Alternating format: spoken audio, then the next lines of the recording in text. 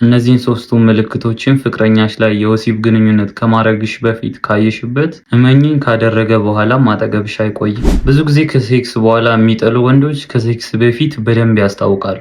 አንደኛ ከሴክስ በኋላ የሚጠላሽ ወንድ የሚያደርገው ነገር ከሴክስ በፊት በጣም ይጣደፋል። በቃ ይፈጥናል። ተረጅኝ፣ እናድርግ፣ ዛሬ እናድርግ፣ እሺ መች ነው የምትይኝ ምናምን ነገር በቃ በጣም ይሯራጣል፣ ይጣደፋል። ከሴክስ በኋላ የሚጠላሽ ወንድ መገለጫው ያ ነው። በጣም ይቸኩላል። ይህንን ስሜት በቃ ትልቅ ነገር አድርጎ ነው የሚያስበው። ይህንን ነገር ካላገኘ የሚሞት ነው የሚያስመስለው። በቃ እኔ እየተረዳሽኝ አይደለም፣ ይህን ስሜት አልገባሽም አንቺ፣ በቃ እንደምንም ብለን ዛሬ እናድርግ ምናምን ነገር። በጣም እየተጣደፈ ከሆነ ነገ ላይ የሚጠላሽ ነው። ብሎም ደግሞ ፍቅራችሁንም በወሲብ መነጽር የሚመለከት ከሆነ አታፈቅርኝም ማለት ነው። ብታፈቅርኝማ እናደርግ ነበረ፣ ብታፈቅርኝማ ለእኔ ቦታ ቢኖርሽማ እሺ ብለሽ የጠየቅኩሽን ትሰጪኝ ነበረ ምናምን ነገር። እነዚህ ቃላቶችን የሚያወጣ ወንድ ከወሲብ በኋላ አጠገብሽ አታገኙም። የመጨረሻ አንድ ልጨምርልሽ፣ የወሲብ ግንኙነት ማድረግ አልችልም ምናምን ነገር ስትዩ የሚያኮርፍ ከሆነ አኩርፎ ዝም የሚል ከሆነ ቴክስት ስታረጊለት የማይመልስ